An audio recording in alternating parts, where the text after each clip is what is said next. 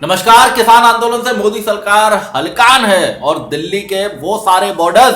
जहां पर किसान बैठे हुए हैं, आंदोलन कर रहे हैं, वहां पर सिक्योरिटी सुरक्षा के इंतजाम बढ़ा दिए गए हैं। तमाम पुलिस, रैपिड एक्शन फोर्स और तमाम जवान उसके आसपास इन बॉर्डर्स पर तैनात हैं और इनके जो फोटो हैं वो सोशल मीडिया पर खासे वायरल हो रहे हैं।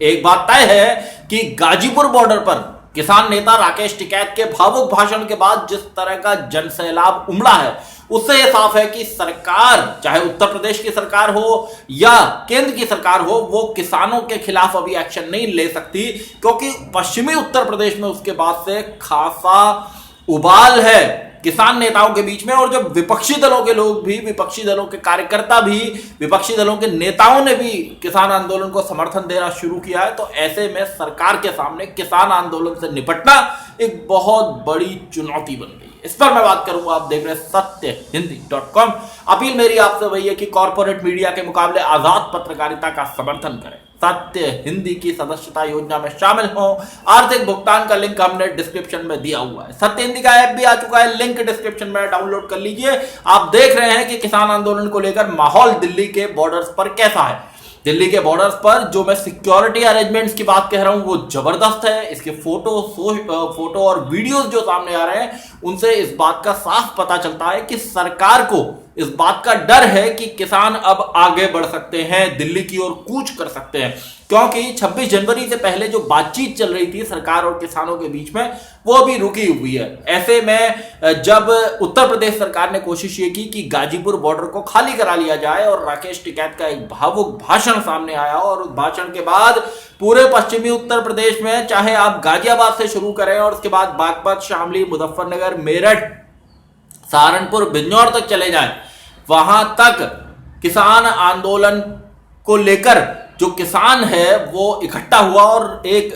कहा जाना चाहिए जाट बेल्ट जो है उसमें गुस्सा दिखाई दिया और लोगों ने दिल्ली की तरफ कूच करना शुरू किया। हालात आप देख रहे हैं कि गाजीपुर बॉर्डर पर क्या है, कितनी जबरदस्त भीड़ है। और ऐसे में सरकार के सामने मुश्किल बहुत ज्यादा है, चुनौतियां बहुत ज्यादा हैं। इस सब के बीच में सिंगू बॉर्डर पर जो इस पूरे आंदोलन को, सिंगू बॉर्डर के आंदोलन को कवर कर रहे थे पत्रकार मनदीप पूनिया, उन्हें जब पुलिस ने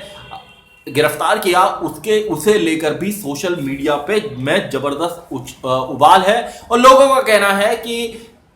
किसान आंदोलन की खबरों को कवर करने वाले स्वतंत्र पत्रकारों को, जो यूट्यूब और फेसबुक पर अपनी रिपोर्ट को डालते हैं, ऐसे लोगों को भी की आवाज को सरकार दबाने की कोशिश कर रही है। क्योंकि हमने देखा है कि यूट्यूब और फेसबुक पर बीते कुछ दिनों में पंजाब और हरियाणा और बाकी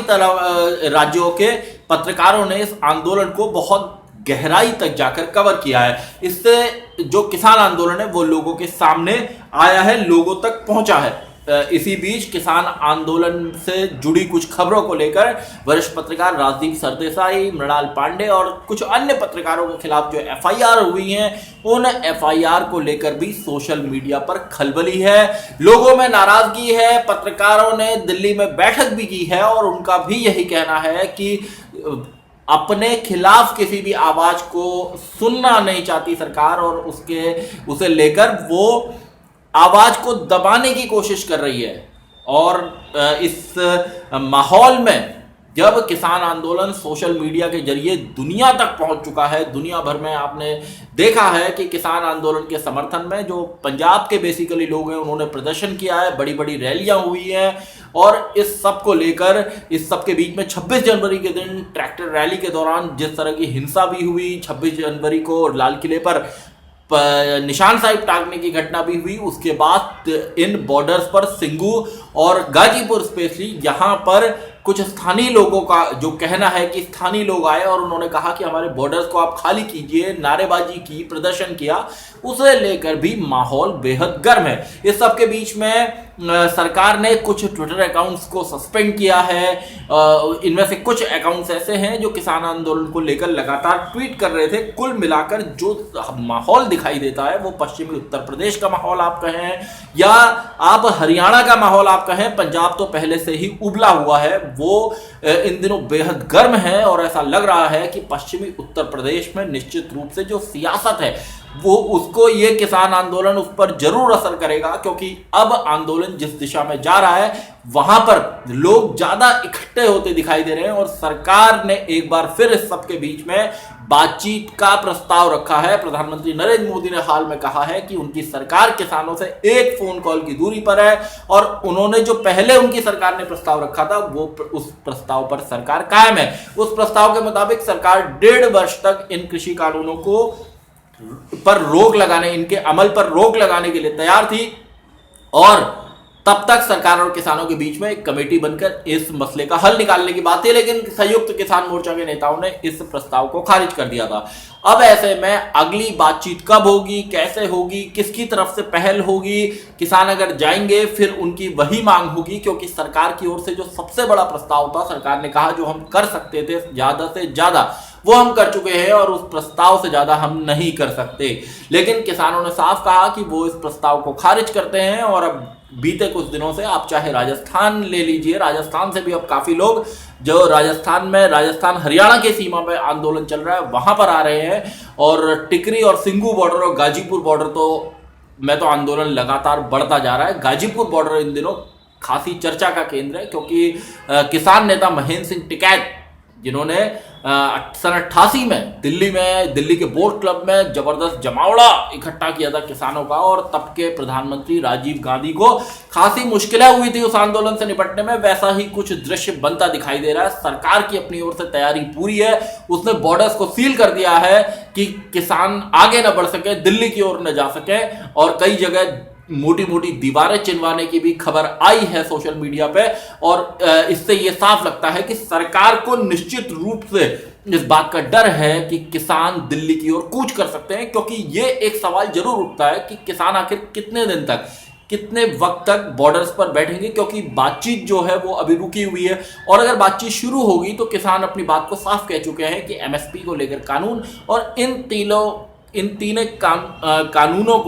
तीनों कृषि कानूनों को वापस सरकार को लेना होगा। सरकार अपनी तरफ से अपना बेस्ट जो मैंने आपको बताया वो कह चुकी है। ऐसे में बातचीत होगी भी तो उसका कितना नतीजा निकलेगा ये एक बड़ा सवाल है। पत्रकार मनदीप पूनिया की गिरफ्तारी का मामला हो, वरिष्ठ पत्रकार राजदीप सरदेसाई, मृणाल पांडे और तमाम अन्य पत्रकारों के खिलाफ एफआईआर होने का मामला हो, इसको लेकर सोशल मीडिया पर गर्मी बहुत ज्यादा है, माहौल बेहद तनावपूर्ण है और आज जब बजट पेश हो रहा है उस सब के बीच में भी किसान आंदोलन ट्रेंडिंग पर है। लोग लगातार इस बारे में बातचीत कर रहे हैं। पश्चिमी उत्तर प्रदेश में तमाम राजनीतिक दल इसे अपना समर्थन दे चुके हैं और पंजाब में भी शिरोमणि अकाली दल ने इस आंदोलन को समर्थन देने की बात कही है। ऐसे में केंद्र सरकार के सामने चुनौती बहुत बड़ी है, हालात मुश्किल है कि कैसे इस मसले का हल निकाला जाए, क्योंकि किसान अब जिस तरह सिंगू बॉर्डर पर या गाजीपुर बॉर्डर पर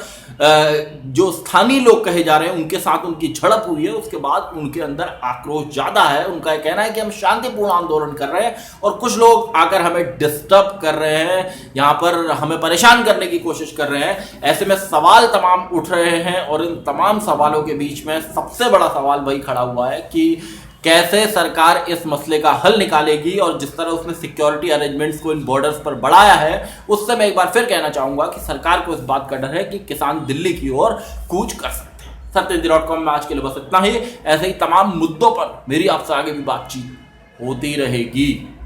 धन्यवाद। सत्य हिंदी का ऐप डाउनलोड करें गूगल प्ले स्टोर पर।